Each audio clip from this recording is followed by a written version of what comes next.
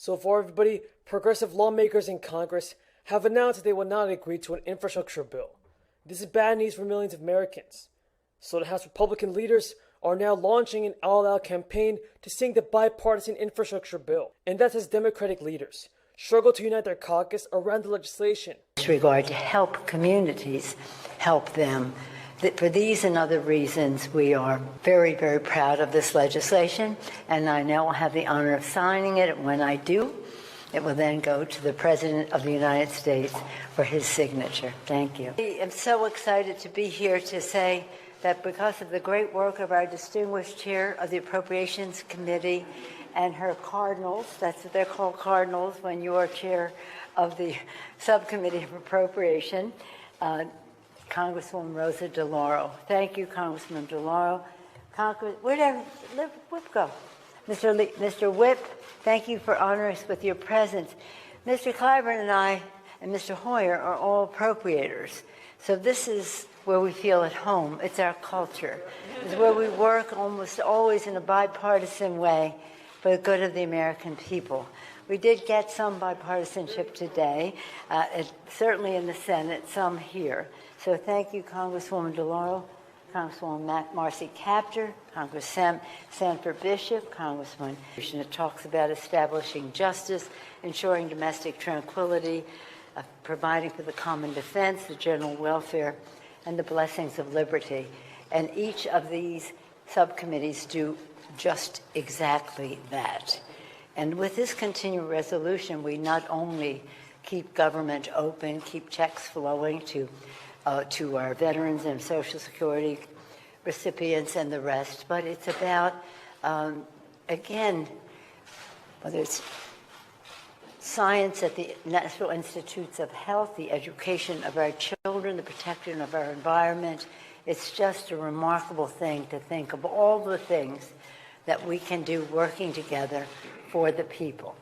This comes in a especially sad time for us because of the destruction of Ida, and Madam Chair DeLauro was very much in the lead, working in putting together a bill in a very bipartisan way to help meet the needs. One of the fastest turnarounds in disaster occurrences, and people have told us that, who are waiting for their receiving these funds. This is quite remarkable. Hurricane Ida, its victims, other disasters eagerly await this bill, and also to meet the needs of the evacuees from Afghanistan. Some of us are particularly concerned about the women of Afghanistan, but they and their families needed some of our assistance in this. And while the $1.2 trillion infrastructure package contains popular items supported by both parties, and earned the backing of 19 Republicans in the Senate, GOP leaders in the House want to ensure the Republicans won't be the reason the bill gets over the finish line. They've actually begun putting pressure on their members to vote against this bill. Folks, who is to blame for holding back our stimulus check? The Democrats or the Republicans? Tell me in the comments below. House Minority Leader Kevin McCarthy and Stephen Scalise have been making personal calls to members and talking to lawmakers on the House floor. And while Republican leaders are not threatening members who back the bill, they're being forceful with their pitches. One Republican member said the whipping operation was pretty insane. Another Republican described the effort as an 8 out of 10. And a third Republican said, "We are very serious about this." So while GOP leaders have acknowledged that there will be some Republicans who cross party lines, Representative Stephen Scalise said at a press conference earlier this week that they will work to keep the number as low as we possibly can. The scramble to limit GOP defections underscores just how high stakes are for both parties. Joe Biden's agenda is on the verge of imploding as Democratic leaders struggle to unite the warring factions inside the party. And Republicans keenly aware of that passage of the infrastructure bill and the reconciliation bill. Maybe Democrats' best hope for keeping the majorities next year. So there are specific programs that Congress provides through funding for the next fiscal year, ending on September 30th. Other programs like Social Security are paid out of an indefinite appropriation, and therefore the IRS may continue making these payments during the shutdown. Similarly, these funds needed to be distributed by the child tax credit were appropriated under the American Rescue Plan and do not run out after this fiscal year. The IRS states that a certain subset of its workforce will be kept on to ensure the distribution of payments is not interrupted. So while a government shutdown may not prevent the distribution of the child tax credit payments, the debt ceiling crisis might.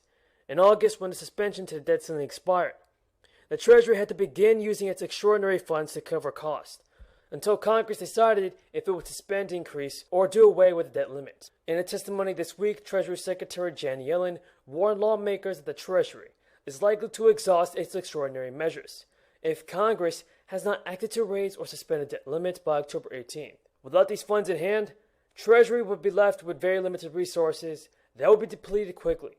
So it is uncertain whether we can continue to meet all the nation's commitments. This is what our politicians are saying about their fourth stimulus check, everybody. And this is what they're saying about the government shutdown. Seems to me like they're not taking it seriously. And I personally believe that more Americans still need financial assistance and that a fourth stimulus check is definitely necessary. That a government shutdown would have a catastrophic economic consequence on the United States, and represents the first time the United States has ever defaulted on debt. And it will be disastrous for the American economy and the global financial markets. Folks, do you believe that President Biden will send a stimulus check before the end of the year? Tell me in the comments below. Thank you for watching, everybody, and until next time, have a great day and stay safe. Next will come step 2, the debt ceiling.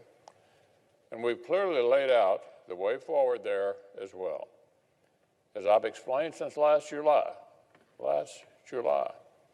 Democrats need to begin the fast-track process for handling this issue through reconciliation. Clumsy attempts at partisan jams by the majority will not change that reality. It didn't work on government funding, and it won't work on the debt limit. They will just be wasting valuable time. I think this reality is hopefully starting to dawn on our colleagues. Multiple leading House Democrats acknowledged just this week that their unified Democratic government is fully capable of fast-tracking a debt limit increase on their own. Nonpartisan experts have confirmed they have plenty of time to get this done before late October. At the same time that the Senate Democratic leader says incorrectly that he doesn't have enough time, he has spent weeks of the Senate's time processing mid-level nominations.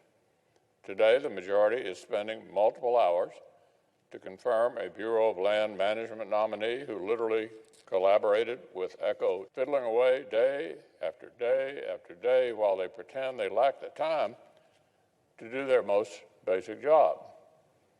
Senate Republicans have been totally transparent. We've given Democrats a step-by-step guide to governing in this environment and months of advance notice to get it done. The conclusion to draw from this week is very clear. Clumsy efforts at partisan jams do not work. What works is when the majority accepts the reality of the situation. We're able to fund the government today because the majority accepted reality.